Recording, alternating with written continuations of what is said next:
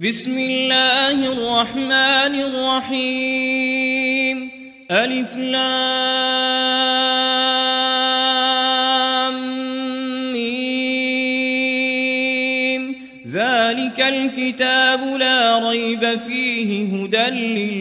للمتقين الذين يؤمنون بالغيب ويقيمون الصلاة ومما رزقناهم ينفقون والذين يؤمنون بما أنزل إليك وما أنزل من قبلك وبالآخرة هم يوقنون أولئك على هدى من ربهم وأولئك هم المفلحون إن الذين كفروا سواء عليهم أأنذرتهم أم لم تنذرهم لا يؤمنون ختم الله على قلوبهم وعلى سمعهم وعلى أبصارهم غشاوة ولهم عذاب عظيم ومن الناس من يقول آمنا بالله وباليوم الآخر وما هم بمؤمنين يخادعون الله والذين آمنوا وما يخدعون إلا أنفسهم وما يشعرون في قلوبهم مرض فزادهم الله مرضا ولهم عذاب أليم بما كانوا يكذبون وإذا قيل لهم لا تفسدوا في الأرض قالوا إنما نحن مصلحون ألا إنهم هم المفسدون ولكن لا يشعرون وإذا قيل لهم آمنوا كما آمن الناس قالوا أنؤمن كما آمن السفهاء ألا إنهم هم السفهاء ولكن لا يعلمون وإذا لقوا الذين آمنوا قالوا آمنا وإذا خلوا إلى شياطينهم قالوا إنا معكم إنما نحن مستهزئون الله يستهزئ بهم ويمدهم في طغيانهم يعمهون أولئك الذين اشتروا الضلالة بالهدى فما ربحت تجارتهم وما كانوا مهتدين مثلهم كمثل الذي استوقد نارا فلما أضاءت ما حوله ذهب الله بنورهم وتركهم في ظلمات لا يبصرون صم بكم عمي فهم لا يرجعون أو كصيب من السماء فيه ظلمات ورعد وبرق يجعلون أصابعهم في آذانهم من الصواعق حذر الموت والله محيط بالكافرين يكاد البرق يخطف أبصارهم كلما أضاء لهم مشوا فيه وإذا أظلم عليهم قاموا ولو شاء الله لذهب بسمعهم وأبصارهم إن الله على كل شيء قدير يا أيها الناس الناس اعبدوا ربكم الذي خلقكم والذين من قبلكم لعلكم تتقون الذي جعل لكم الأرض فراشا والسماء بناء وأنزل من السماء ماء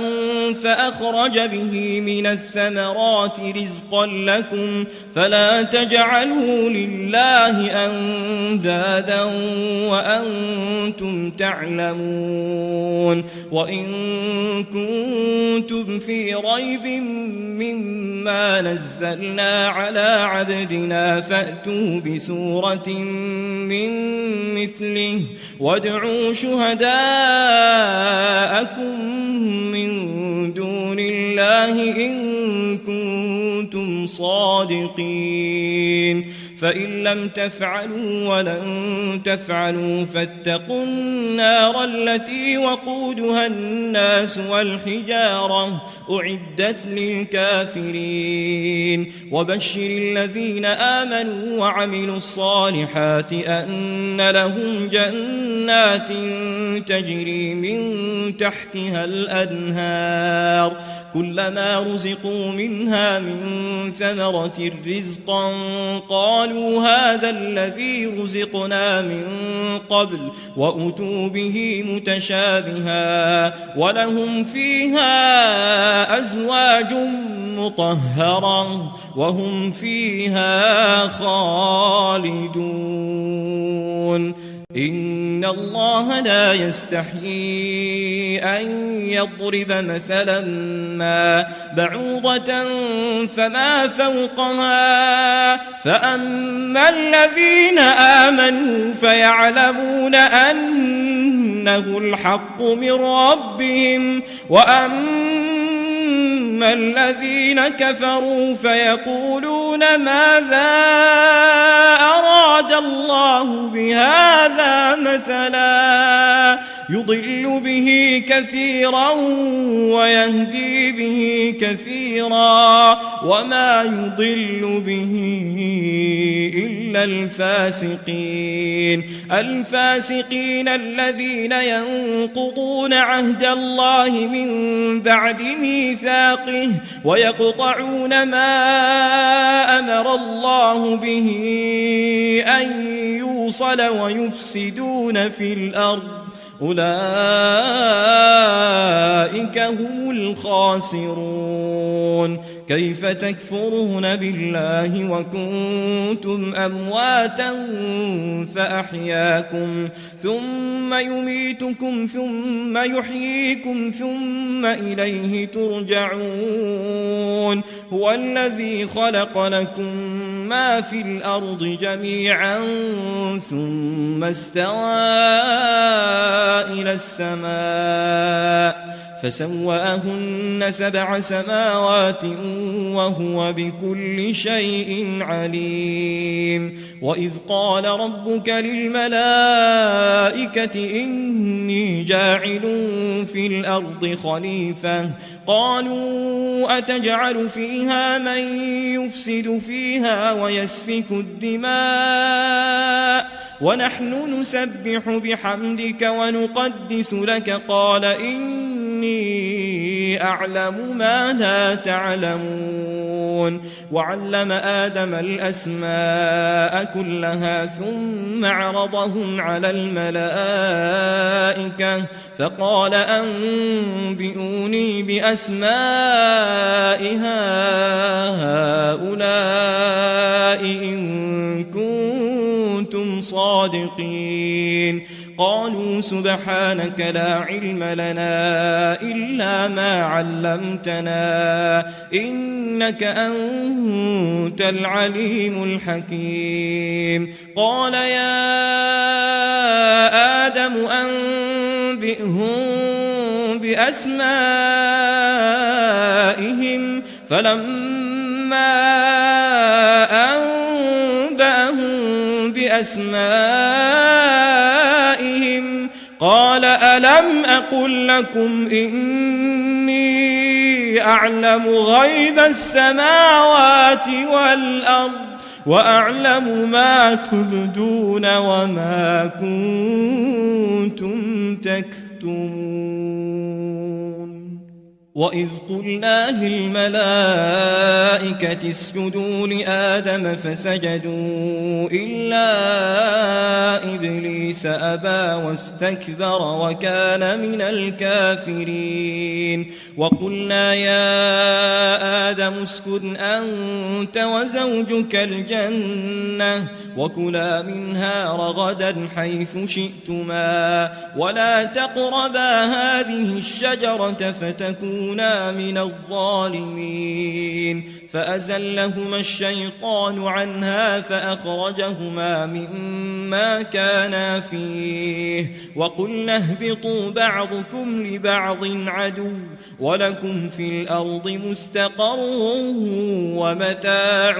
إلى حين فتلقى آدم من ربه كلمات فتاب عليه إنه هو التواب الرحيم قلنا اهبطوا منها جميعا فإما يأتينكم مني هدى فمن تبع هداي فلا خوف عليهم ولا هم يحزنون والذين كفروا وكذبوا بآياتنا أولئك أصحاب النار هم فيها خالدون يا بني إسرائيل اذكروا نعمتي التي أنعمت عليكم وأوفوا بعهدي أوف بعهدكم وإياي فارهبون وآمنوا بما أنزلت مصدقا لما معكم ولا تكونوا أول كافر به ولا تشتروا بآياتي ثمنا قليلا وإياي فاتقون ولا تلبسوا الحق بالباطل وتكتموا الحق وأنتم تعلمون وأقيموا الصلاة وآتوا الزكاة واركعوا مع الراكعين أتأمرون الناس بالبر وتنسون أنفسكم وأنتم تتلون الكتاب أفلا تعقلون واستعينوا بالصبر والصلاة وإنها لكبيرة إلا على الخاشعين الذين يظنون أنهم ملاقو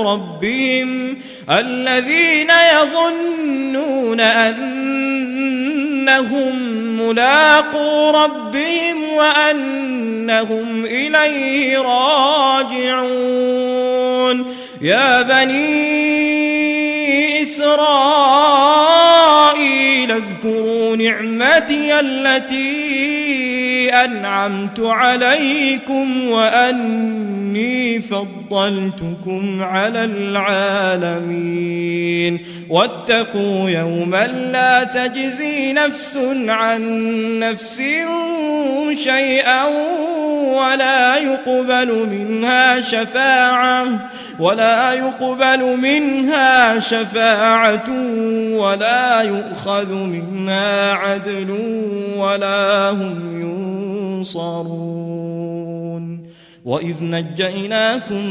من آل فرعون يسومونكم سوء العذاب يذبحون أبناءكم ويستحيون نساءكم وفي ذلكم بلاء من ربكم عظيم وإذ فرقنا بكم البحر فأنجيناكم وأغرقنا آل فرعون وأنتم تنظرون وإذ واعدنا موسى 40 ليلة ثم اتخذتم العجل من بعده وأنتم ظالمون ثم عفونا عنكم من بعد ذلك لعلكم تشكرون وإذ آتينا موسى الكتاب والفرقان لعلكم تهتدون وإذ قال موسى لقومه يا قوم إنكم ظلمتم أنفسكم باتخاذكم العجل فتوبوا إلى بارئكم فاقتلوا أنفسكم ذلكم خير لكم عند بارئكم فتاب عليكم إنه هو التواب الرحيم وإذ قلتم يا موسى لن نؤمن لك حتى نرى الله جهرة فأخذتكم الصاعقة وأنتم تنظرون ثم بعثناكم من بعد موتكم لعلكم تشكرون وظللنا عليكم الغمام وأنزلنا عليكم المن والسلوى كلوا من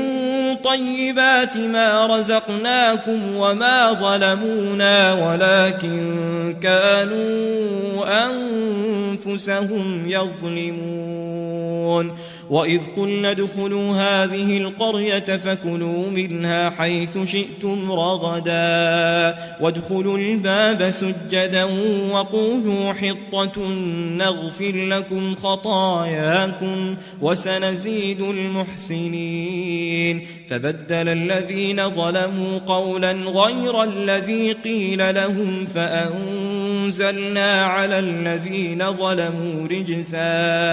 رجزا من السماء بما كانوا يفسقون وإذ استسقى موسى لقومه فقلنا اضرب بعصاك الحجر فانفجرت منه 12 عينا قد علم كل أناس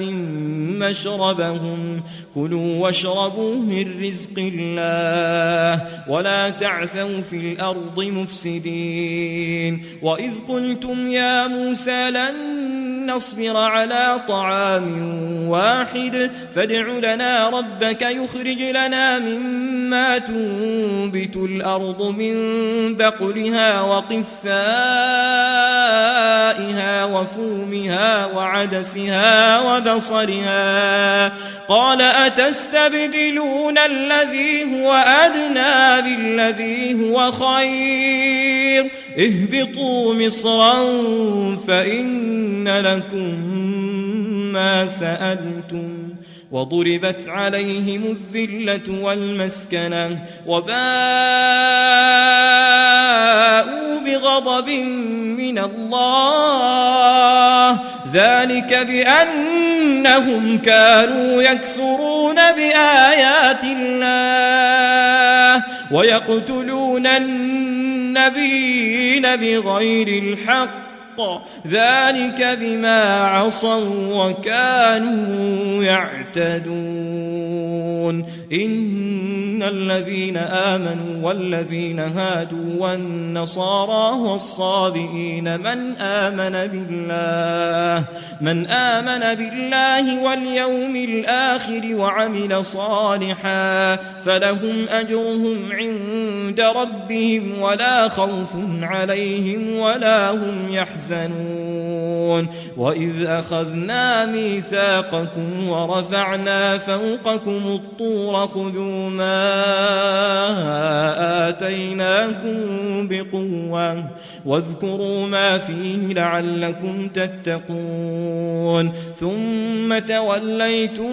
من بعد ذلك فلولا فضل الله عليكم ورحمته لكنتم من الخاسرين ولقد علمتم الذين اعتدوا منكم في السبت فقلنا لهم كونوا قردة خاسئين فجعلناها نكالا لما بين يديها وما خلفها وموعظة للمتقين.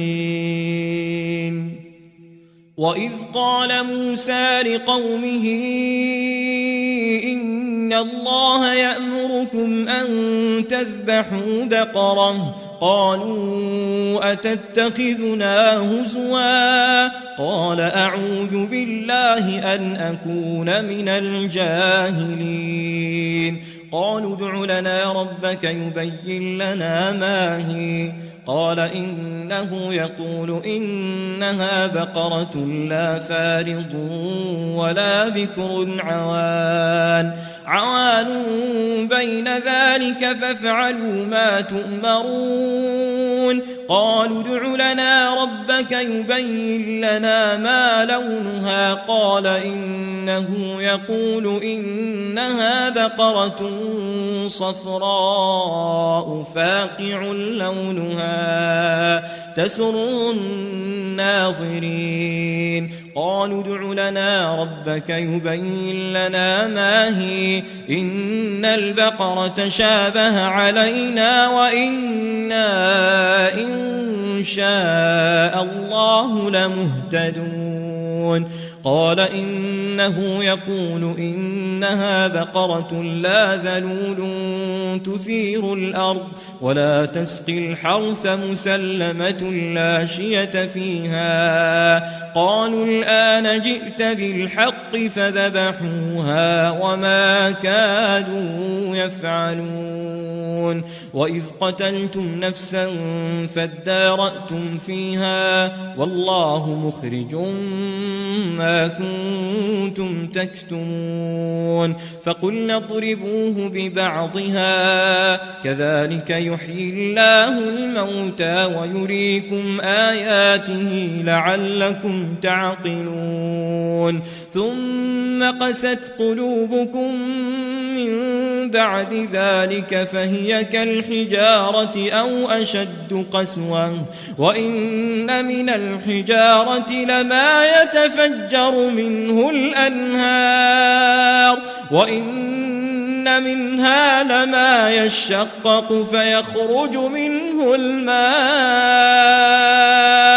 وإن منها لما يهبط من خشية الله وما الله بغافل عما تعملون أفتطمعون أن يؤمنوا لكم وقد كان فريق منهم يسمعون كلام الله ثم يحرفونه من بعد ما عقلوه وهم يعلمون وإذا لقوا الذين آمنوا قالوا آمنا وإذا خلا بعضهم إلى بعض قالوا أتحدثونهم بما فتح الله عليكم ليحاجوكم به عند ربكم أفلا تعقلون أولا يعلمون أن الله يعلم ما يسرون وما يعلنون ومنهم أميون لا يعلمون الكتاب إلا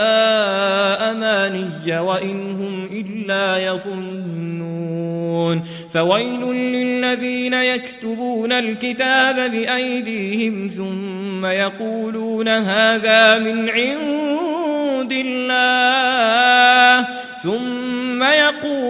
هذا من عند الله ليشتروا به ثمنا قليلا فويل لهم مما كتبت أيديهم وويل لهم مما يكسبون وقالوا لن تمسنا النار إلا أياما معدودة قل أتخذتم عند الله عهدا فلن يخلف الله عهده أم تقولون على الله ما لا تعلمون بلى من كسب سيئة وأحاطت به خطيئته فأولئك أصحاب النار هم فيها خالدون والذين آمنوا وعملوا الصالحات أولئك أصحاب الجنة هم فيها خالدون وإذ أخذنا ميثاق بني إسرائيل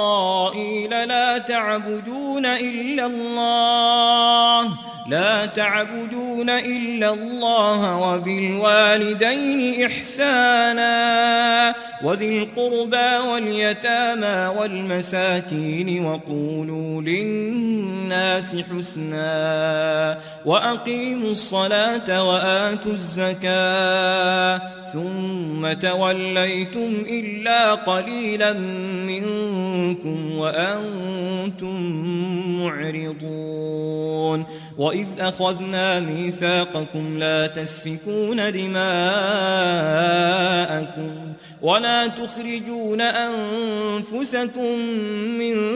دياركم ثم أقررتم وأنتم تشهدون ثم أنتم هؤلاء تقتلون أنفسكم وتخرجون فريقا منكم من ديارهم تظاهرون عليهم بالإثم والعدوان وإن يأتوكم أسارى تفادوهم وهو محرم عليكم إخراجهم أفتؤمنون ببعض الكتاب وتكفرون ببعض فما جزاء من يفعل ذلك منكم إلا خزي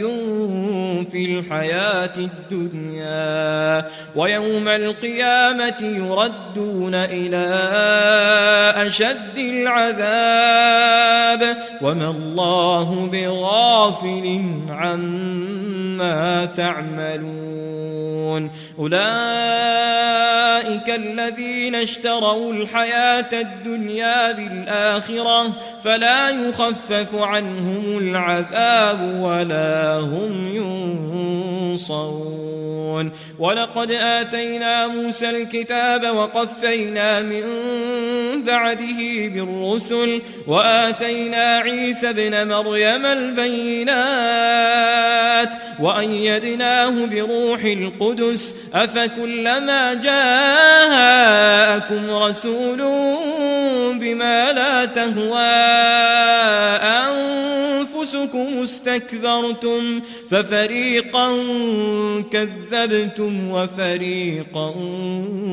تقتلون وقالوا قلوبنا غلف بل لعنهم الله بكفرهم فقليلا ما يؤمنون ولما جاءهم كتاب من عند الله مصدق لما معهم وكانوا من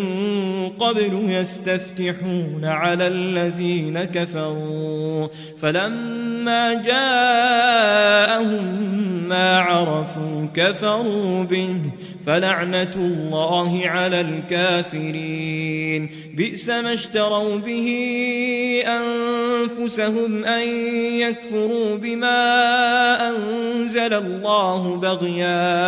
بغيا أن ينزل الله من فضله على من يشاء من عباده فباءوا بغضب على غضب وللكافرين عذاب مهين وإذا قيل لهم آمنوا بما أنزل الله قالوا نؤمن بما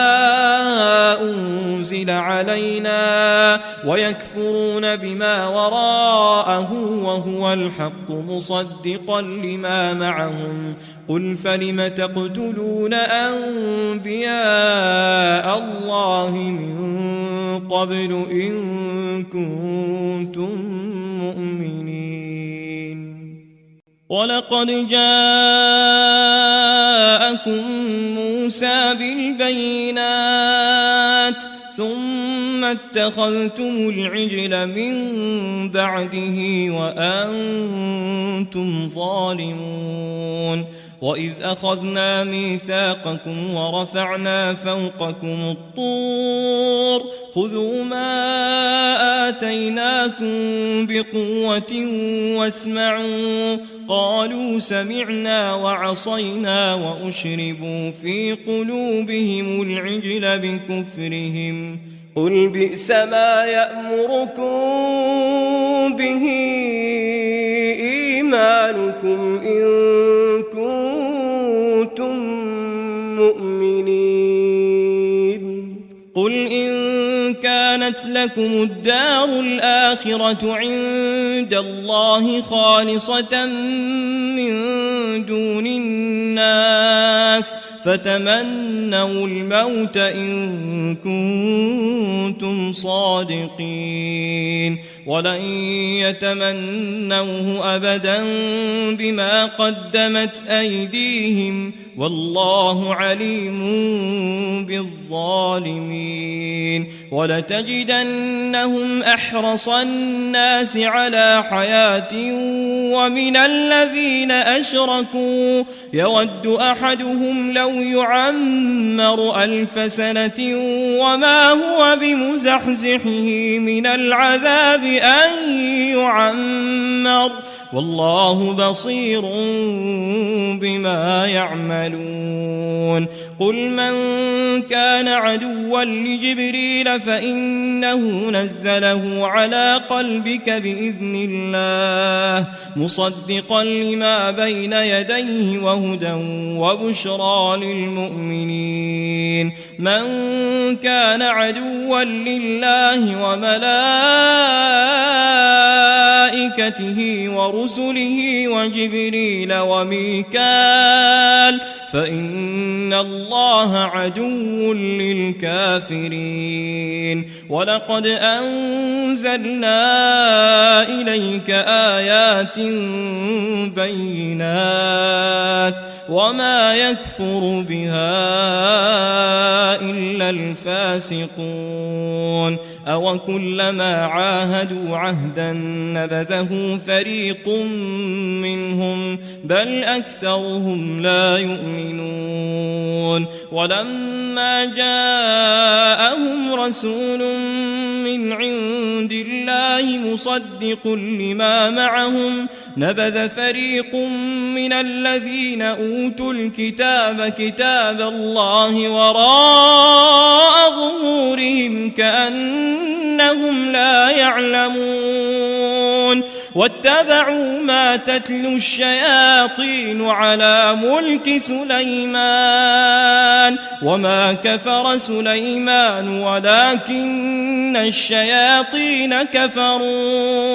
كفروا يعلمون الناس السحر وما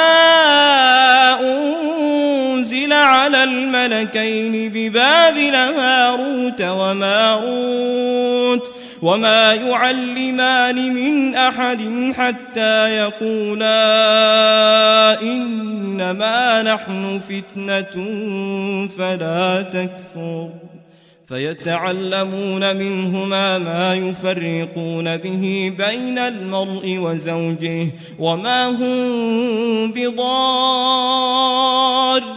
به من أحد إلا بإذن الله ويتعلمون ما يضرهم ولا ينفعهم ولقد علموا لمن اشتراه ما له في الآخرة من خلاق الحق ولبئس ما شروا به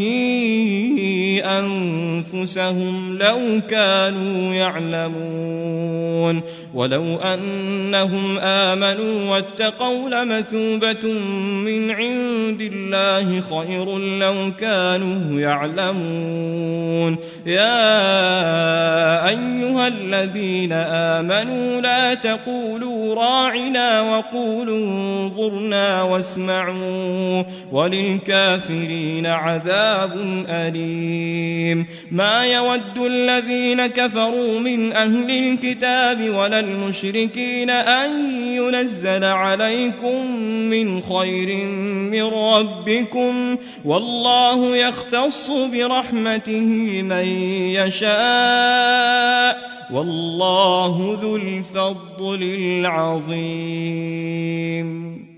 ما ننسخ من آية أو ننسها نأت بخير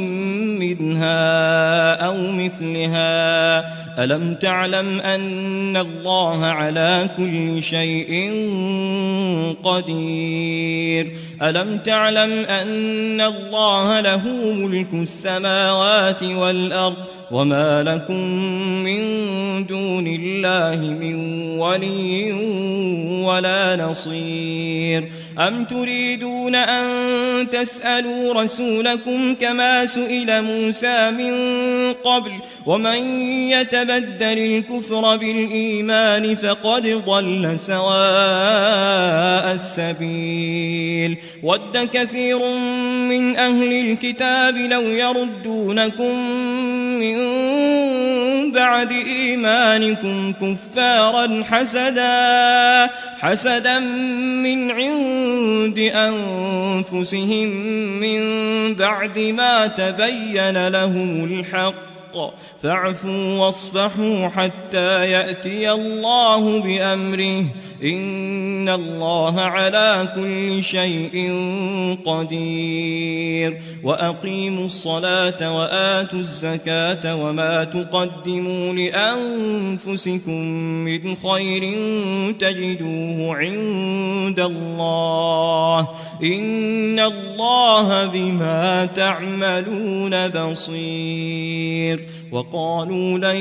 يدخل الجنة إلا من كان هودا أو نصارى تلك أمانيهم قل هاتوا برهانكم إن كنتم صادقين بلى من أسلم وجهه لله وهو محسن فله أجره عند ربه ولا خوف عليهم ولا هم يحزنون وقالت اليهود ليست النصارى على شيء وقالت النصارى ليست اليهود على شيء وهم يتلون الكتاب كذلك قال الذين لا يعلمون مثل قولهم فالله يحكم بينهم يوم القيامة فيما كانوا فيه يختلفون ومن أظلم ممن منع مساجد الله أن يذكر فيها اسمه وسعى في خرابها أولئك ما كان لهم أن يدخلوها إلا خائفين لهم في الدنيا خزي ولهم في الآخرة عذاب عظيم ولله المشرق والمغرب فأينما تولوا فثم وجه الله إن الله واسع عليم وقالوا اتخذ الله ولدا سبحانه بل له ما في السماوات والأرض كل له قانتون بديع السماوات والأرض وإذا قضى أمرا فإنما يقول له كن فيكون وقال الذين لا يعلمون لولا يكلمنا الله أو تأتينا آية كذلك قال الذين من قبلهم مثل قولهم تشابهت قلوبهم قد بينا الآيات لقوم يوقنون إنا أرسلناك بالحق بشيرا ونذيرا ولا تسأل عن أصحاب الجحيم ولن ترضى عنك اليهود ولا النصارى حتى تتبع ملتهم قل إن هدى الله هو الهدى ولئن اتبعت أهواءهم بعد الذي جاءك من العلم ما لك من الله من ولي ولا نصير الذين آتيناهم الكتاب يتلونه حق تلاوته أولئك يؤمنون به ومن يكفر به فأولئك هم الخاسرون يا بني إسرائيل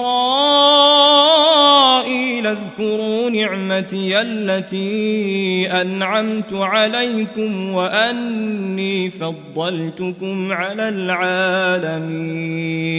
واتقوا يوما لا تجزي نفس عن نفس شيئا ولا يقبل منها عدل ولا تنفعها شفاعة ولا هم ينصرون وإذ ابتلى إبراهيم ربه بكلمات فأتمهن قال إني جاعلك للناس إماما قال ومن ذريتي قال لا ينال عهد الظالمين وإذ جعلنا البيت مثابة للناس وأمنا واتخذوا من مقام إبراهيم مصلى وعهدنا إلى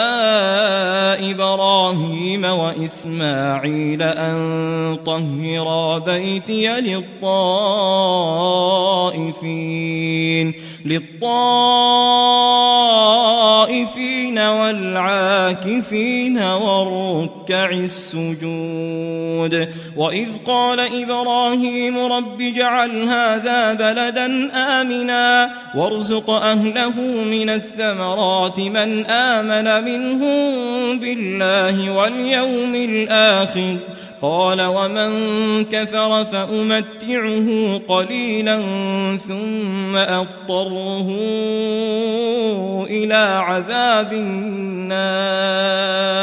وبئس المصير وإذ يرفع إبراهيم القواعد من البيت وإسماعيل ربنا تقبل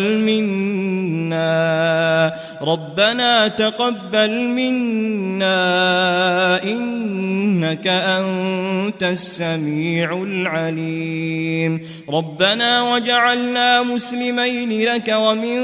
ذريتنا أمة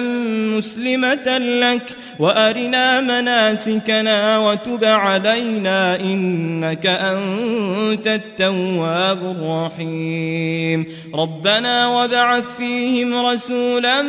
منهم يتلو عليهم آياتك ويعلمهم الكتاب والحكمة ويزكيهم إنك أنت العزيز الحكيم ومن يرغب عن ملة إبراهيم إلا من سفه نفسه ولقد اصطفيناه في الدنيا وإنه في الآخرة لمن الصالحين إذ قال له ربه أسلم قال أسلمت لرب العالمين ووصى بها إبراهيم بنيه ويعقوب يا بني إن الله اصطفى لكم الدين فلا تموتن إلا وأنتم مسلمون أم كنتم شهداء إذ حضر يعقوب الموت إذ قال لبنيه ما تعبدون من بعدي قالوا نعبد إلهك وإله آبائك إبراهيم وإسماعيل وإسحاق إلها واحدا ونحن له مسلمون تلك أمة قد خلت لها ما كسبت ولكم ما كسبتم ولا تسألون عما كانوا يعملون وقالوا كونوا هودا أو نصارى تهتدوا قل بل ملة إبراهيم حنيفا وما كان من المشركين قولوا آمنا بالله وما أنزل إلينا وما أنزل إلى إبراهيم وإسماعيل وإسحاق ويعقوب والأسباط وما أوتي موسى وعيسى وما أوتي النبيون من ربهم لا نفرق بين أحد منهم ونحن له مسلمون فإن آمنوا بمثل ما آمنتم به فقد اهتدوا وإن تولوا فإنما هم في شقاق فسيكفيكهم الله وهو السميع العليم صبغة الله ومن أحسن من الله صبغة ونحن له عابدون قل أتحاجوننا في الله وهو ربنا وربكم ولنا أعمالنا ولكم أعمالكم ونحن له مخلصون أم تقولون إن إبراهيم وإسماعيل وإسحاق ويعقوب والأسباط كانوا هودا أو نصارى قل أأنتم أعلم أم الله ومن أظلم ممن كتم شهادة عنده من الله وما الله بغافل عما تعملون تلك أمة قد خلت لها ما كسبت ولكم ما كسبتم ولا تسألون عما كانوا يعملون سيقول السفهاء من الناس ما ولاهم عن قبلتهم التي كانوا عليها قل لله المشرق والمغرب يهدي من يشاء إلى صراط مستقيم وكذلك جعلناكم أمة وسطا لتكونوا شهداء على الناس ويكون الرسول عليكم شهيدا وما جعلنا القبلة التي كنت عليها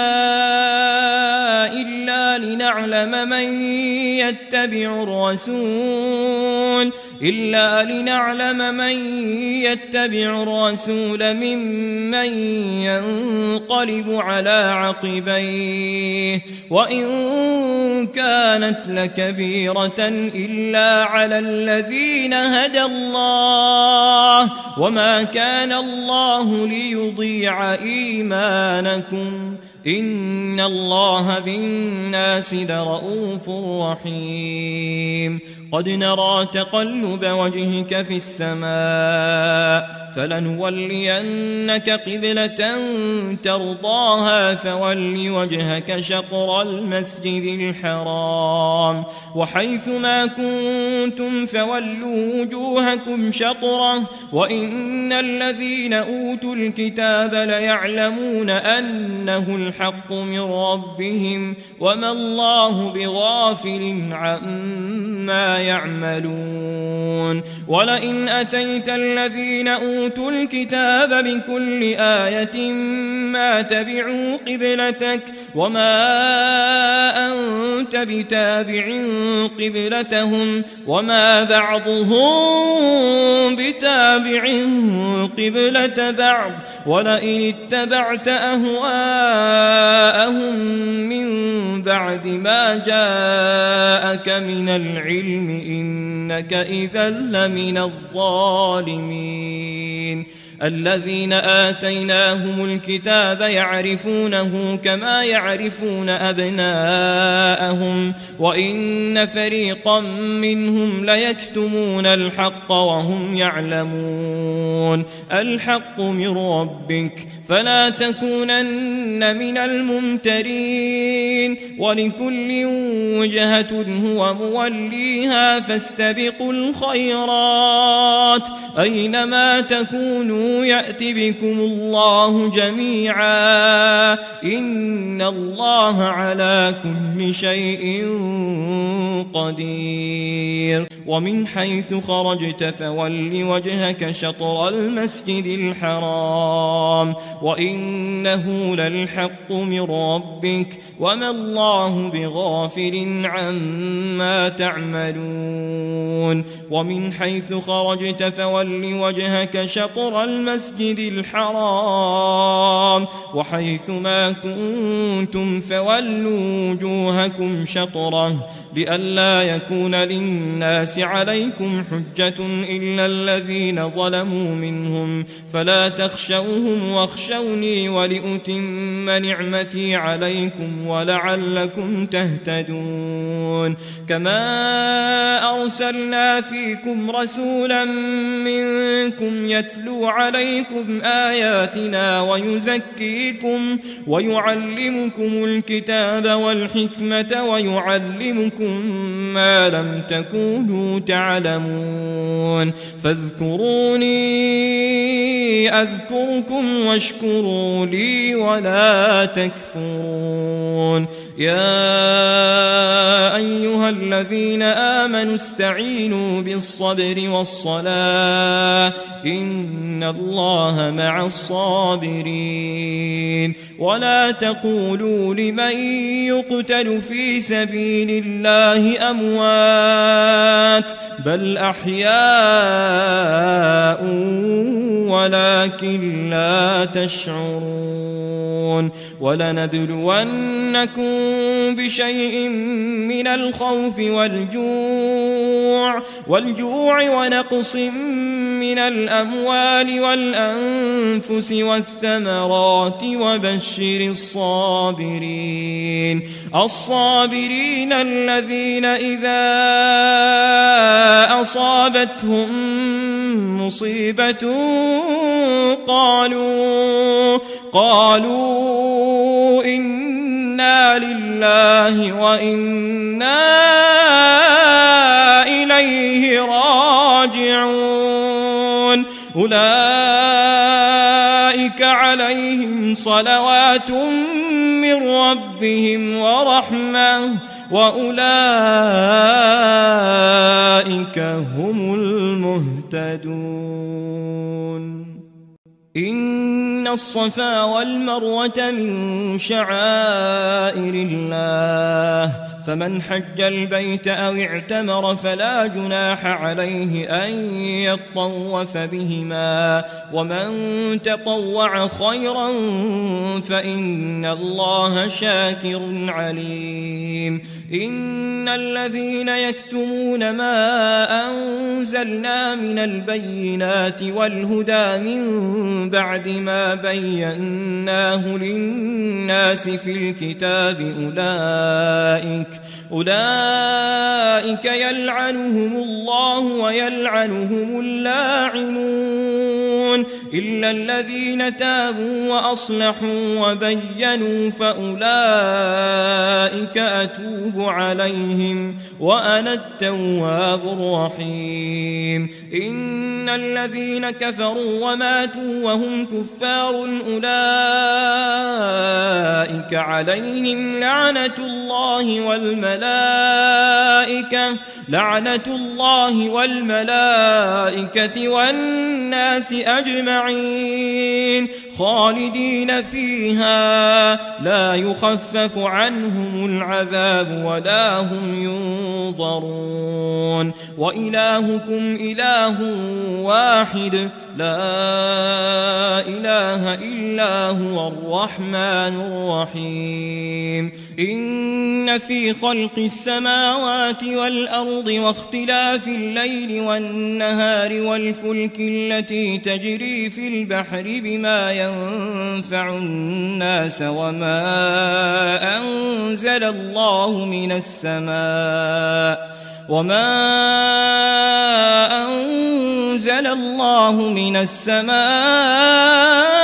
من ماء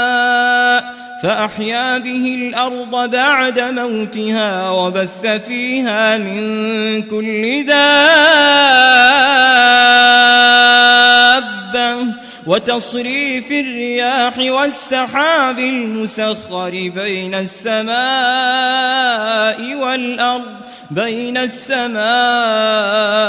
والأرض لآيات لقوم يعقلون ومن الناس من يتخذ من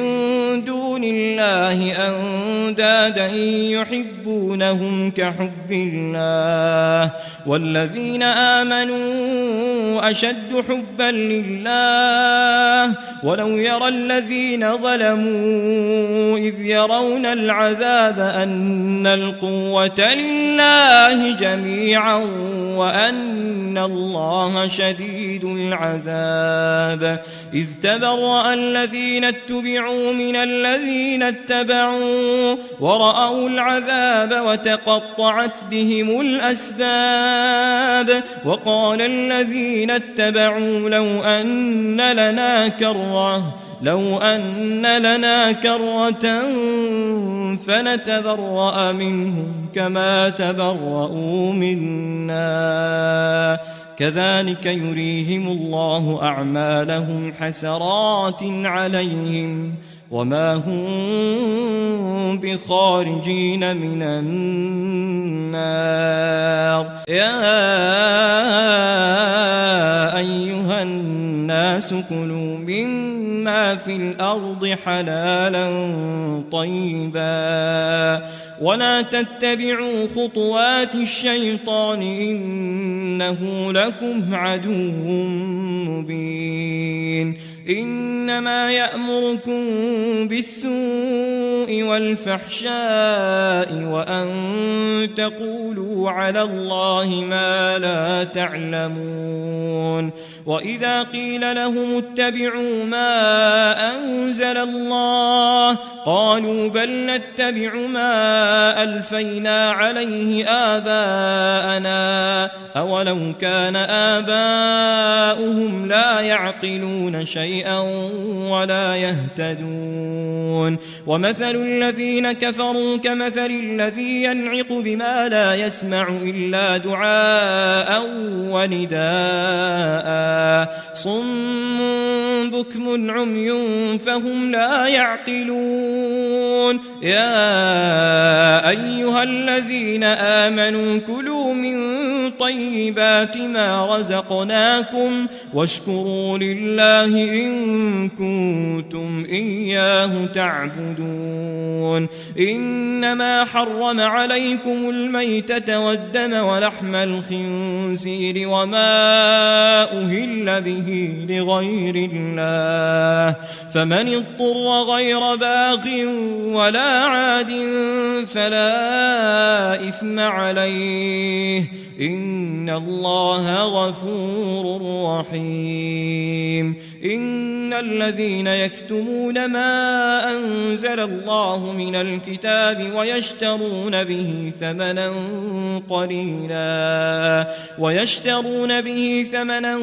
قليلا أولئك ما يأكلون في بطونهم إلا النار، ولا يكلمهم الله يوم القيامة ولا يزكيهم ولهم عذاب أليم. أولئك الذين اشتروا الضلالة بالهدى والعذاب بالمغفرة، فما أصبرهم على النار، ذلك بأن الله نزل الكتاب بالحق وإن الذين اختلفوا في الكتاب لفي شقاق بعيد. ليس البر أن تولوا وجوهكم قبل المشرق والمغرب، ولكن البر من آمن بالله واليوم الآخر والملائكة والكتاب والنبيين، وآتى المال على حبه ذوي القربى واليتامى والمساكين وابن السبيل والسائلين وفي الرقاب، وأقام الصلاة وآتى الزكاة، والموفون بعهدهم إذا عاهدوا، والصابرين في البأساء والضراء وحين البأس، أولئك الذين صدقوا وأولئك هم المتقون. يا أيها الذين آمنوا كتب عليكم القصاص في القتلى، الحر بالحر والعبد بالعبد والأنثى بالأنثى، فمن عفي له من أخيه شيء فاتباع بالمعروف وأداء إليه بإحسان، ذلك تخفيف من ربكم ورحمة، فمن اعتدى بعد ذلك فله عذاب أليم. ولكم في القصاص حياة يا أولي الألباب لعلكم تتقون. كتب عليكم إذا حضر أحدكم الموت إن ترك خيرا الوصية للوالدين والأقربين بالمعروف حقا على المتقين، فمن بدله بعدما سمعه فإنما إثمه على الذين يبدلونه، إن الله سميع عليم. فمن خاف من موص جنفا أو إثما فأصلح بينهم فلا إثم عليه، إن الله غفور رحيم. يا أيها الذين آمنوا كتب عليكم الصيام كما كتب على الذين من قبلكم لعلكم تتقون، أياما معدودات، فمن كان منكم مريضا أو على سفر فعدة من أيام أخر وعلى الذين يطيقونه فدية طعام مسكين فمن تطوع خيرا فهو خير له وأن تصوموا خير لكم إن كنتم تعلمون شهر رمضان الذي أنزل فيه القرآن هدى للناس وبينات من الهدى والفرقان فمن شهد منكم الشهر فليصمه ومن كان مريضا أو على سفر فعدة من أيام أخر يريد الله بكم اليسر ولا يريد بكم العسر ولتكملوا العدة ولتكبروا الله على ما هداكم ولعلكم تشكرون وإذا سألك عبادي عني فإني قريب أجيب دعوة الداع إذا دعان فليستجيبوا لي وليؤمنوا بي لعلهم يرشدون أحل لكم ليلة الصيام الرفث إلى نسائكم هن لباس لكم وأنتم لباس لهن علم الله أنكم كنتم تختانون أنفسكم فتاب عليكم وعفى عنكم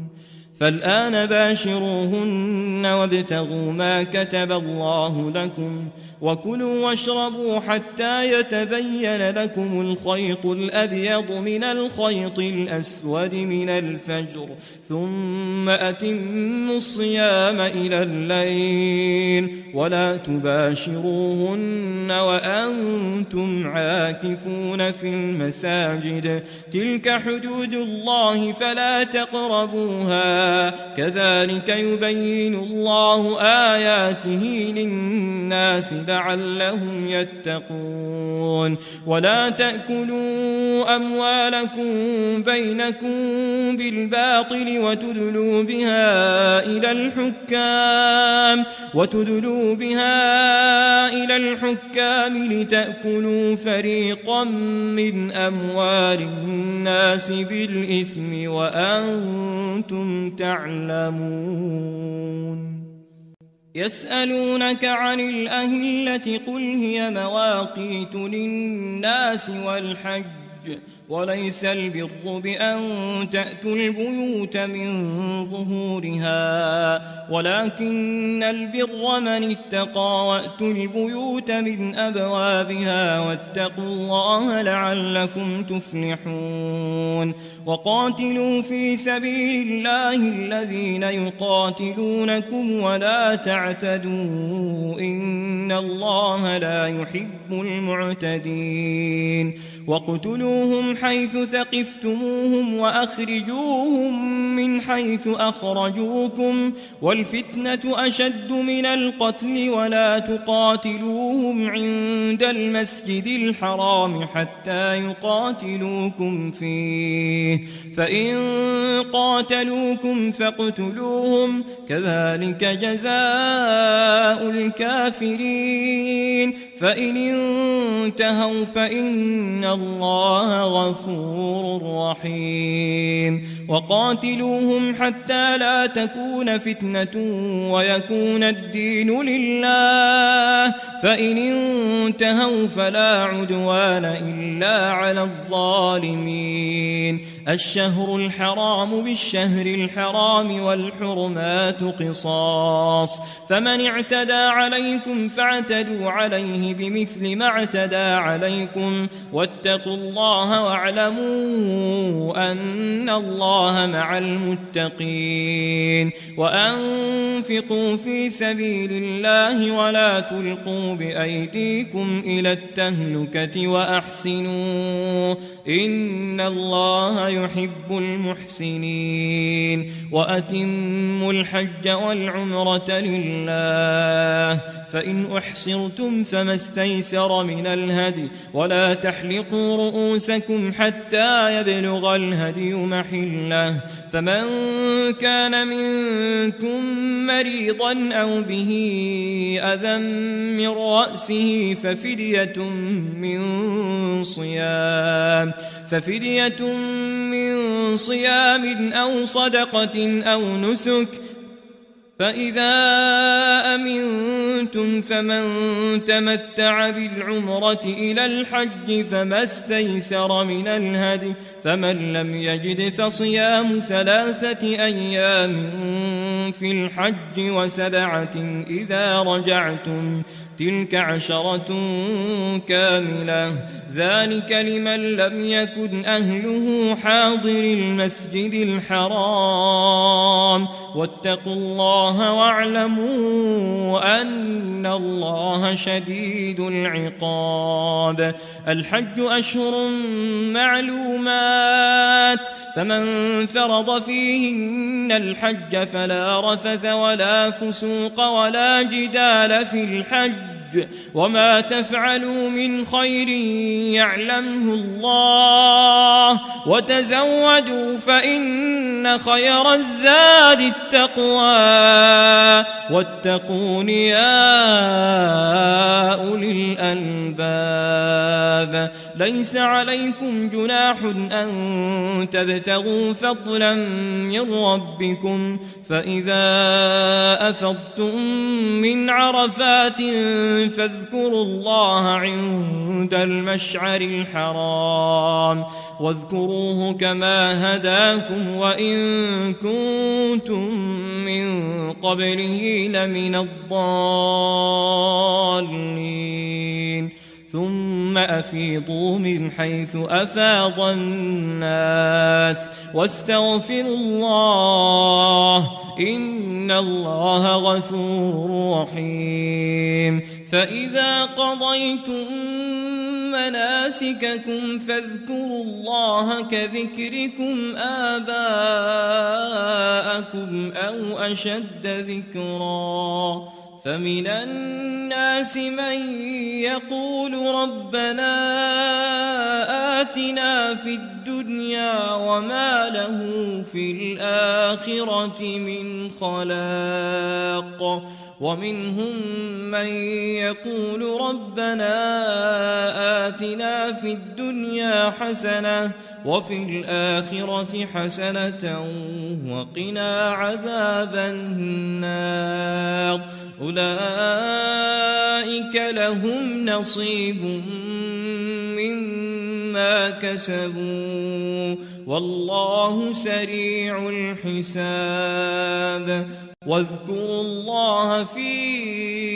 أيام معدودات فمن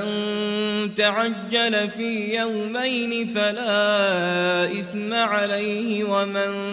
تأخر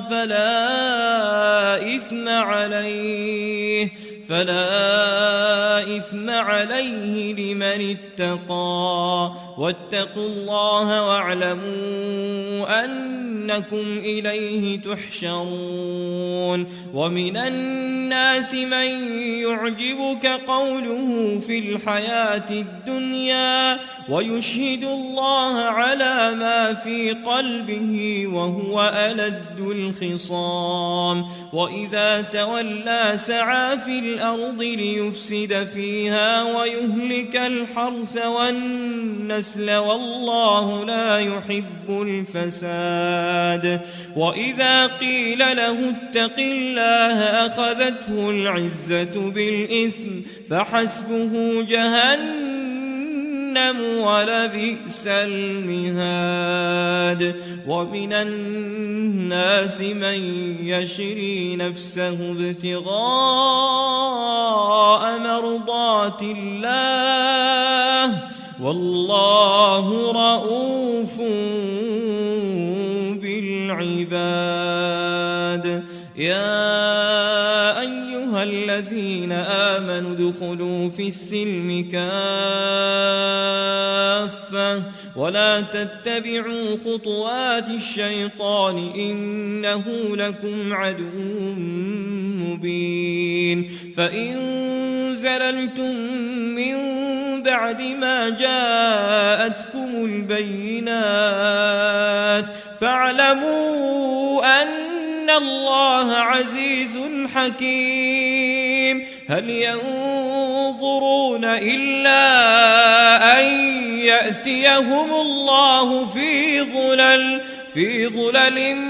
من الغمام والملائكة وقضي الأمر وإلى الله ترجع الأمور سل بني إسرائيل كم آتيناهم من آية بينة ومن يبدل نعمة الله من بعد ما جاءته فإن الله شديد العقاب زين للذين كفروا الحياة الدنيا ويسخرون من الذين آمنوا والذين اتقوا فوقهم يوم القيامة والله يرزق من يشاء بغير حساب كان الناس أمة واحدة فبعث الله النبيين مبشرين ومنذرين وأنزل معهم الكتاب بالحق ليحكم بين الناس فيما اختلفوا فيه وما اختلف فيه إلا الذين أوتوه من بعد ما جاءتهم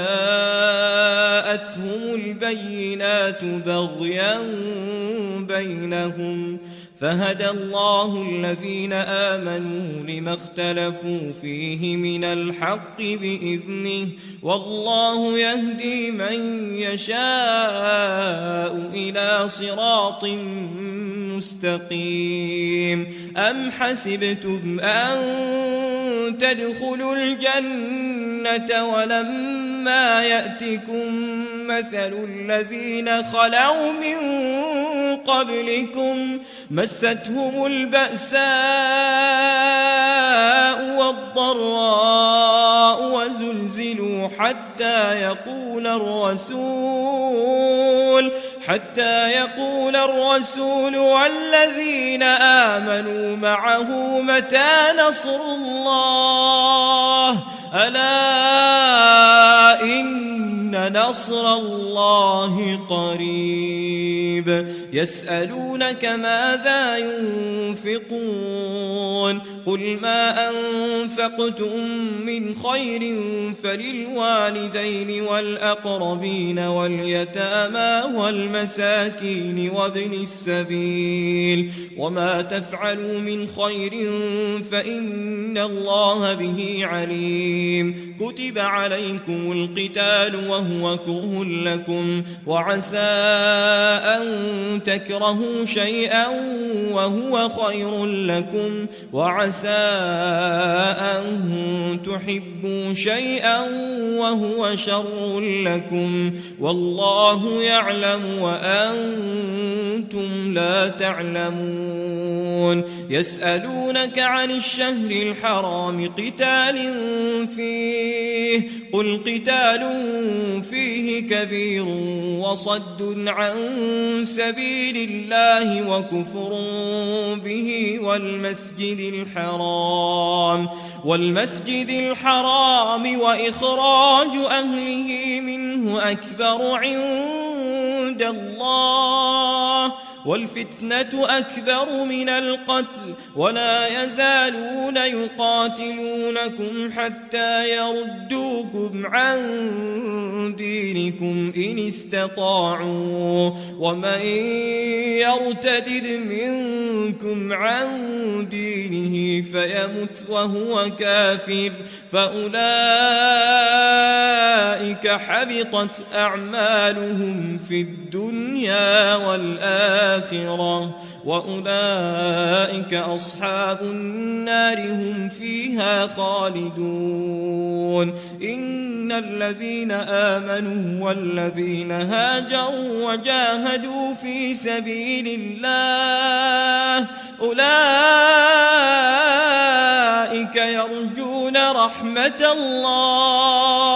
يرجون رحمة الله والله غفور رحيم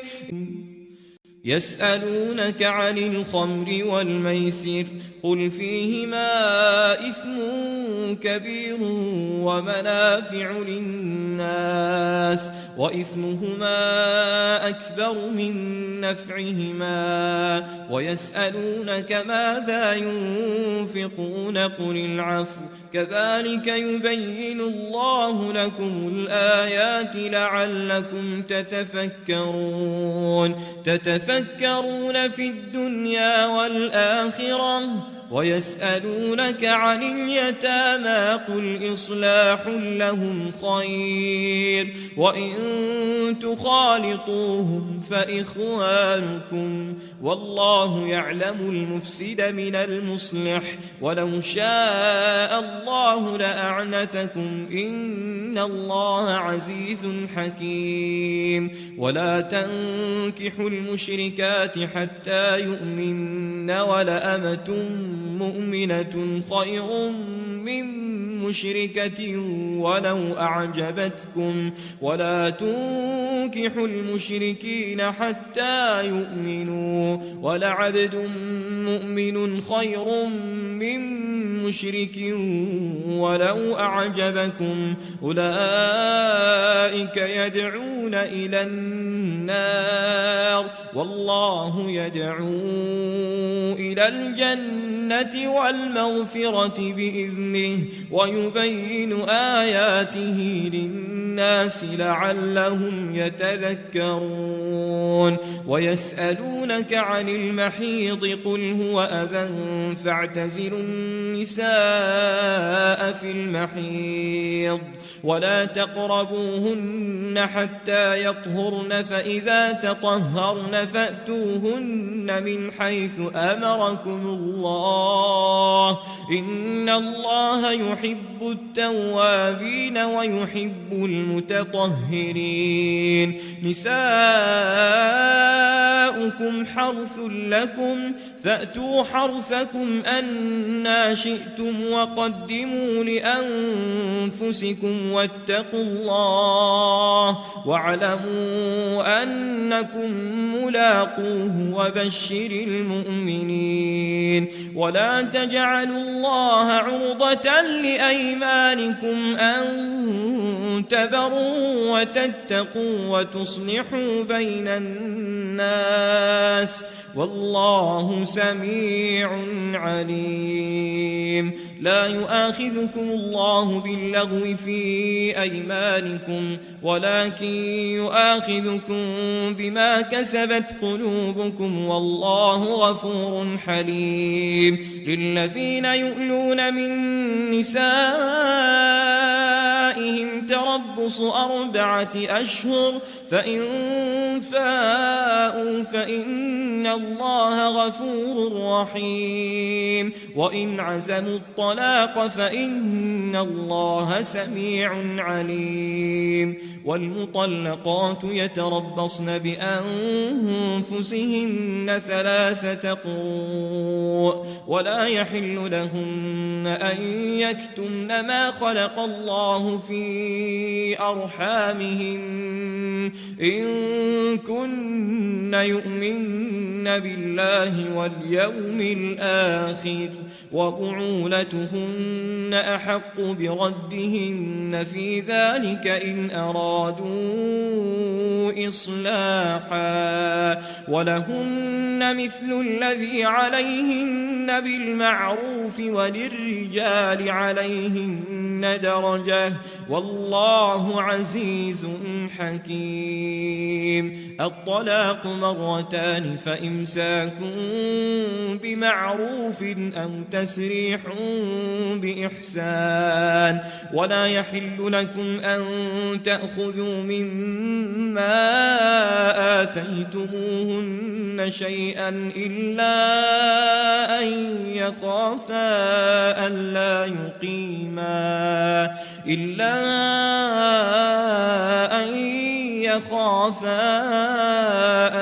يقيما حدود الله فإن خفتم ألا يقيما حدود الله فلا جناح عليهما فيما افتدت به تلك حدود الله فلا تعتدوها ومن يتعد حدود الله فأولئك هم الظالمون. فإن طلقها فلا تحل له من بعد حتى تنكح زوجا غيره فإن طلقها فلا جناح عليهما أن يتراجعا إن ظنا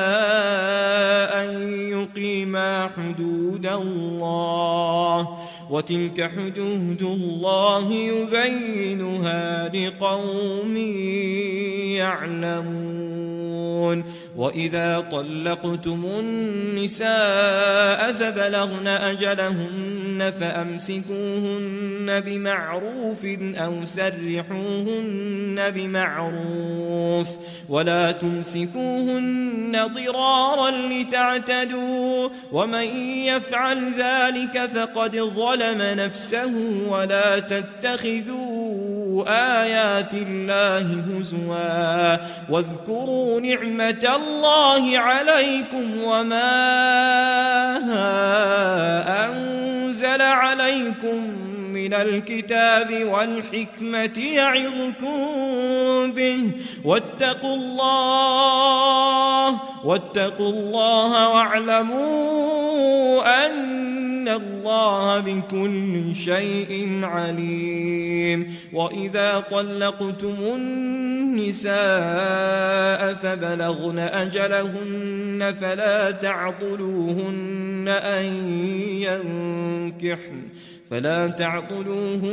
أن ينكحن أزواجهن إذا تراضوا بينهم بالمعروف ذلك يوعظ به من كان منكم يؤمن بالله واليوم الآخر ذلكم أزكى لكم وأطهر والله يعلم وأنتم لا تعلمون. والوالدات يرضعن أولادهن حولين كاملين لمن أراد أن يتم الرضاعة وعلى المولود له رزقهن وكسوتهن بالمعروف لا تكلف نفس إلا وسعها لا تضار والدة بولدها ولا مولود له بولده وعلى الوارث مثل ذلك فإن أرادا فصالا عن تراض منهما وتشاور فلا جناح عليهما. وإن أردتم أن تسترضعوا أولادكم فلا جناح عليكم إذا سلمتم ما آتيتم بالمعروف واتقوا الله واعلموا أن الله بما تعملون تعملون بصير والذين يتوفون منكم ويذرون أزواجا يتربصن بأنفسهن 4 أشهر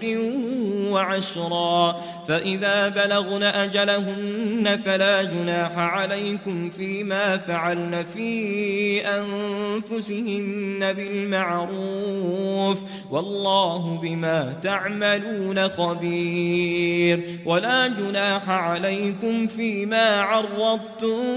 به من خطبة النساء أو أكننتم في أنفسكم علم الله أنكم ستذكرونهن ولكن لا تواعدوهن سرا إلا أن تقولوا قولا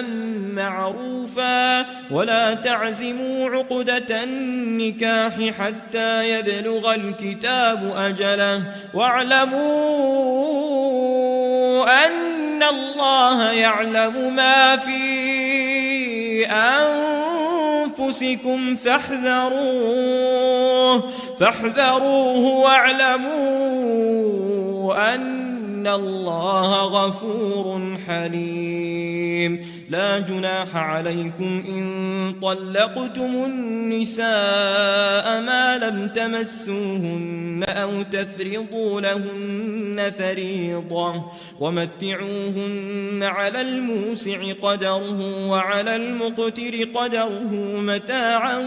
بالمعروف حقا على المحسنين وإن طلقتموهن من قبل أن تمسوهن وقد فرضتم لهن فريضة فنصف ما فرضتم إلا أن يعفون أو يعفو الذي بيده عقدة النكاح وأن تعفوا أقرب للتقوى ولا تنسوا الفضل بينكم إن الله بما تعملون بصير حافظوا على الصلوات والصلاة الوسطى وقوموا لله قانتين فإن خفتم فرجالا أو ركبانا فإذا أمنتم فاذكروا الله كما علمكم ما لم تكونوا تعلمون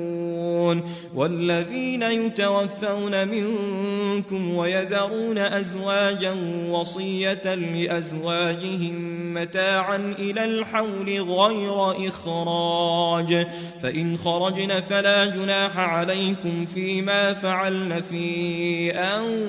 أنفسهن من معروف والله عزيز حكيم وللمطلقات متاع بالمعروف حقا على المتقين كذلك يبين الله لكم آياته لعلكم تعقلون ألم تر إلى الذين خرجوا من ديارهم وهم ألوف حذر الموت فقال لهم الله موتوا ثم أحياهم إن الله لذو فضل على الناس ولكن أكثر الناس لا يشكرون وقاتلوا في سبيل الله واعلموا أن الله سميع عليم من ذا الذي يقرض الله قرضا حسنا فيضاعفه له أضعافا كثيرة والله يقبض ويبسط وإليه ترجعون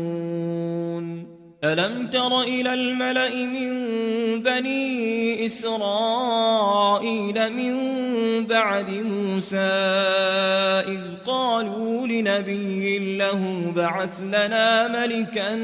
نقاتل في سبيل الله قال هل عسيتم إن كتب عليكم القتال ألا تقاتلوا قالوا وما لنا ألا نقاتل في سبيل الله وقد أخرجنا من ديارنا وأبنائنا فلما كتب عليهم القتال تولوا إلا قليلا منهم والله عليم بالظالمين وقال لهم نبيهم إن الله قد بعث لكم طالوت ملكا قالوا أنى يكون له الملك علينا ونحن أحق بالملك منه ولم يؤت سعة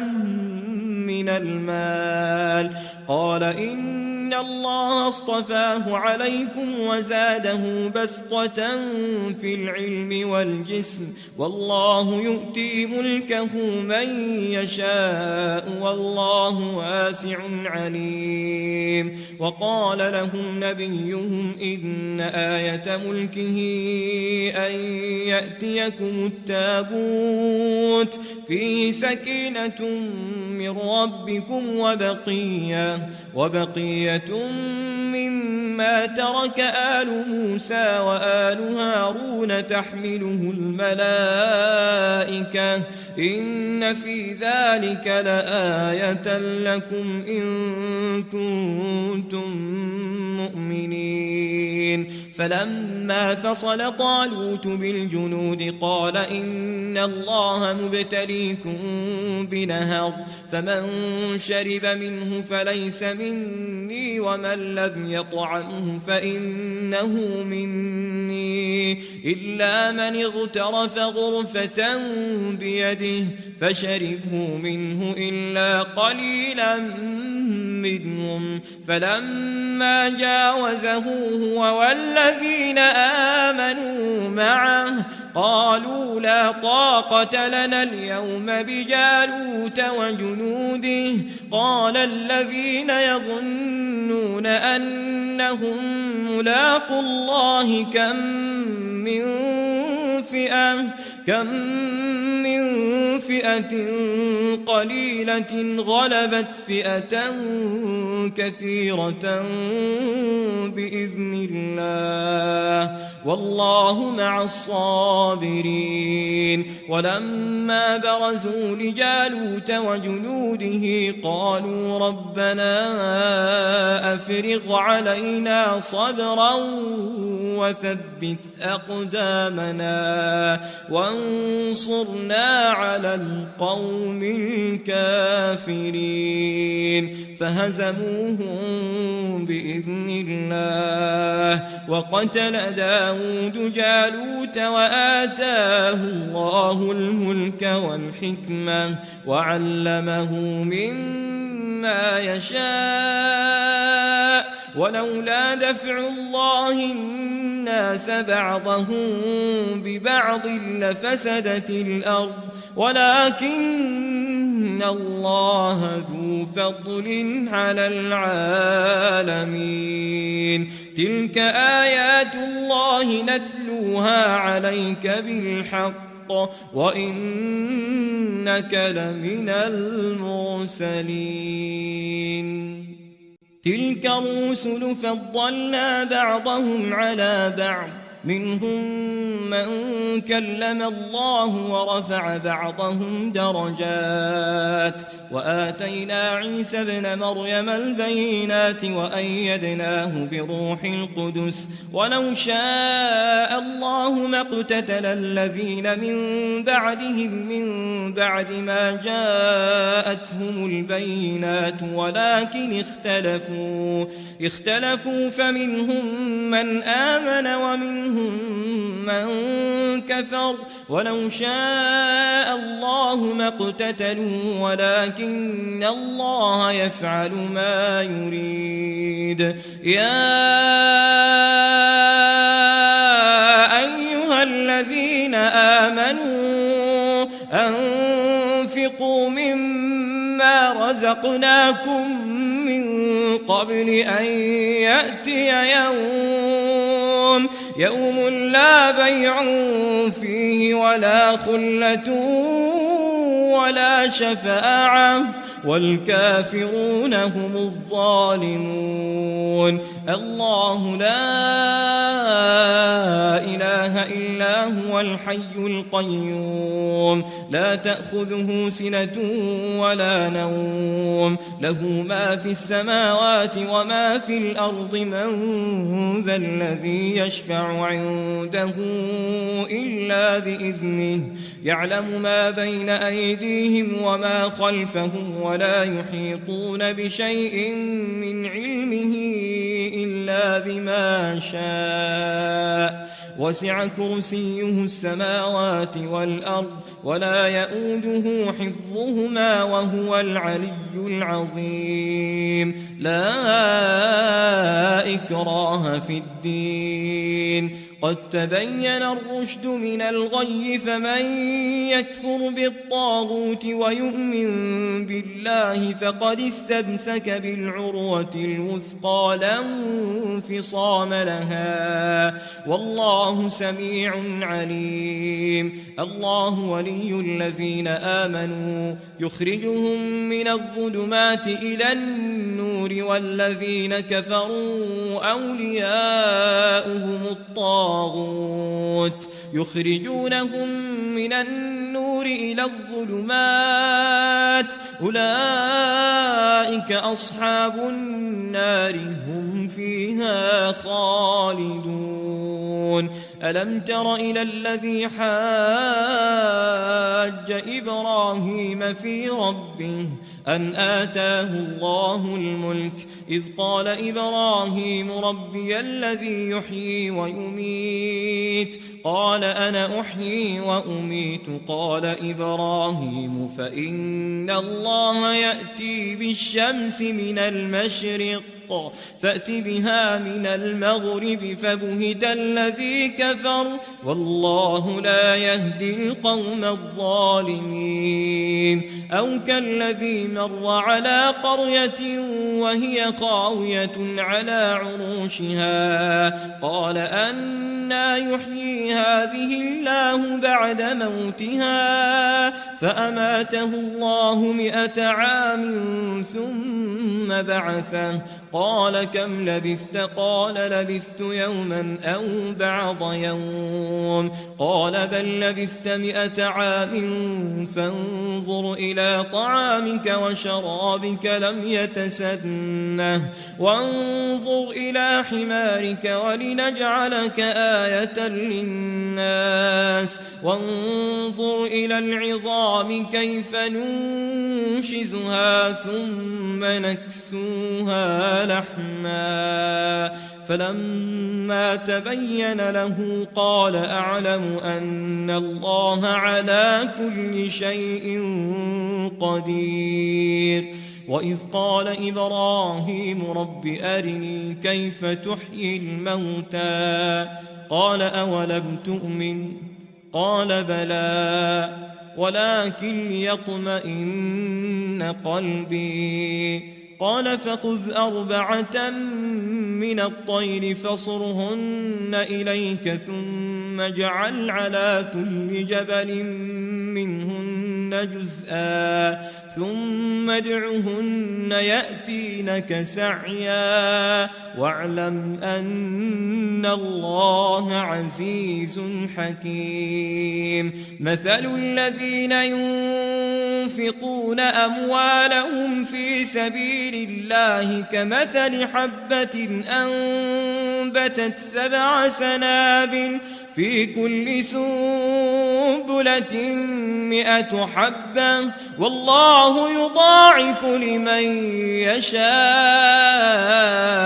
والله واسع عليم. الذين ينفقون أموالهم في سبيل الله ثم لا يتبعون ما أنفقوا منا ولا أذى لهم أجرهم عند عند ربهم ولا خوف عليهم ولا هم يحزنون قول معروف ومغفرة خير من صدقة يتبعها أذى والله غني حليم يا أيها الذين آمنوا لا تبطلوا صدقاتكم بالمن والأذى كالذي ينفق ماله رئاء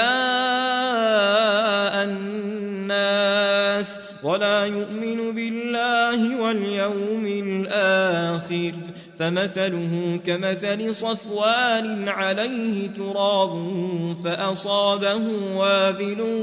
فتركه صلدا لا يقدرون على شيء مما كسبوا والله لا يهدي القوم الكافرين ومثل الذين ينفقون أموالهم ابتغاء مرضات الله وتثبيتا من أنفسهم كمثل جنة بربوة أصابها وابل فآتت أكلها ضعفين فإن لم يصبها وابل فطل والله بما تعملون بصير أيود أحدكم أن تكون له جنة من نخيل وأعناب تجري من تحتها الأنهار له فيها من كل الثمرات وأصابه الكبر وله ذرية ضعفاء فأصابها إعصار فيه نار فاحترقت كذلك يبين الله لكم الآيات لعلكم تتفكرون يا أيها الذين آمنوا أنفقوا من طيبات ما كسبتم ومما أخرجنا لكم من الأرض ولا تيمموا الخبيث منه تنفقون ولستم بآخذيه إلا أن تغمضوا فيه واعلموا أن الله غني حميد الشيطان يعدكم الفقر ويأمركم بالفحشاء والله يعدكم مغفرة منه وفضلا والله واسع عليم يؤتي الحكمة من يشاء ومن يؤت الحكمة فقد أوتي خيرا كثيرا وما يذكر إلا أولو الألباب وما أنفقتم من نفقة أو نذرتم من نذر فإن الله يعلمه وما للظالمين من أنصار إن تبدوا الصدقات فنعما هي وإن تخفوها وتؤتوها الفقراء فهو خير لكم ويكفر عنكم من سيئاتكم والله بما تعملون خبير ليس عليك هداهم ولكن الله يهدي من يشاء وما تنفقوا من خير فلأنفسكم وما تنفقون إلا ابتغاء وجه الله وما تنفقوا من خير يوفى إليكم وأنتم لا تظلمون للفقراء الذين أحصروا في سبيل الله لا يستطيعون ضربا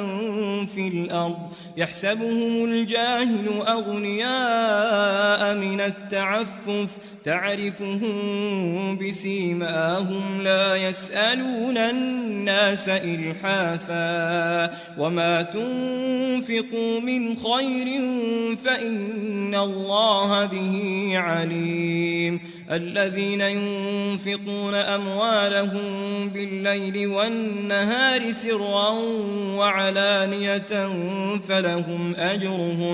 فلهم أجرهم عند ربهم ولا خوف عليهم ولا هم يحزنون الذين يأكلون الربا لا يقومون إلا كما يقوم الذي يتخبطه الشيطان من المس ذلك بأنهم قالوا إنما البيع مثل الربا وأحل الله البيع وحرم الربا فمن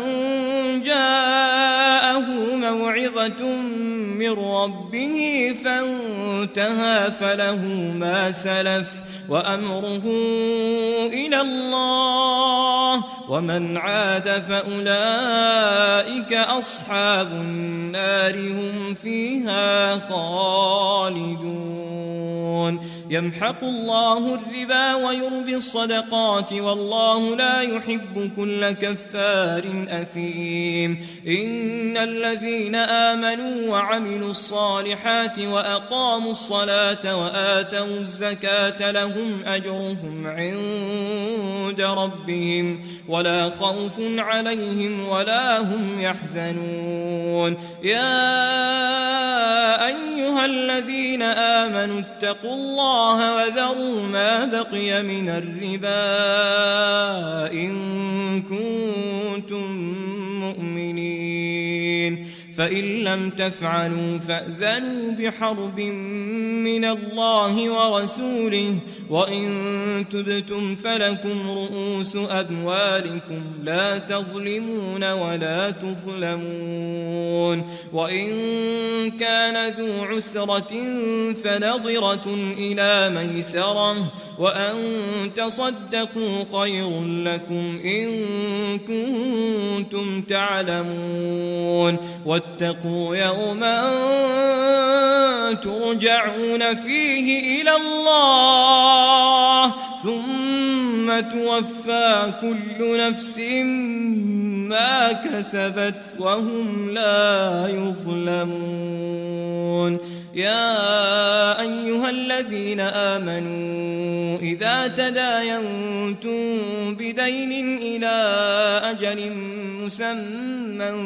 فاكتبوه وليكتب بينكم كاتب بالعدل ولا يأب كاتب أن يكتب كما علمه الله فليكتب وليملل الذي عليه الحق وليتق الله ربه ولا يبخس منه شيئا فإن كان الذي عليه الحق سفيها أو ضعيفا أو لا يستطيع أن يمل هو فليملل وليه بالعدل واستشهدوا شهيدين من رجالكم فإن لم يكونا رجلين فرجل وامرأتان ممن ترضون من الشهداء أن تضل إحداهما فتذكر إحداهما الأخرى ولا يأبى الشهداء إذا ما دعوا ولا تسأموا أن تكتبوه صغيرا أو كبيرا إلى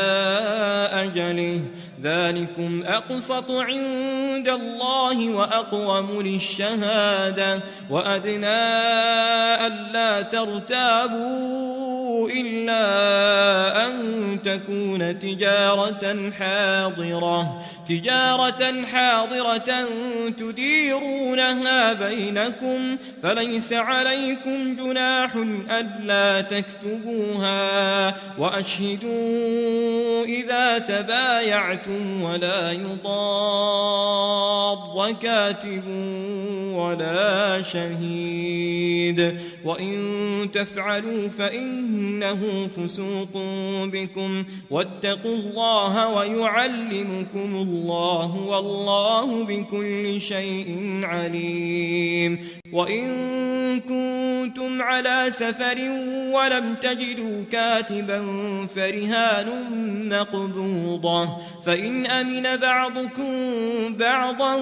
فليؤدي الذي اؤتمن أمانته وليتق الله ربه ولا تكتموا الشهادة ومن يكتمها فإنه آثم قلبه والله بما تعملون عليم لله ما في السماوات وما في الأرض وإن تبدوا ما في أنفسكم أو تخفوه يحاسبكم به الله فيغفر لمن يشاء ويعذب من يشاء والله على كل شيء قدير آمن الرسول بما أنزل إليه من ربه والمؤمنون كل آمن بالله وملائكته وكتبه ورسله لا نفرق بين أحد من رسله وقالوا سمعنا وأطعنا غفرانك ربنا وإليك المصير لا يكلف الله نفسا إلا وسعها لها ما كسبت وعليها ما اكتسبت ربنا لا تؤاخذنا إن نسينا أو أخطأنا ربنا ولا تحمل علينا إصرا كما حملته على الذين من قبلنا ربنا ولا تحملنا ما لا طاقة لنا به واعف عنا واغفر لنا وارحمنا أنت مولانا فانصرنا على القوم الكافرين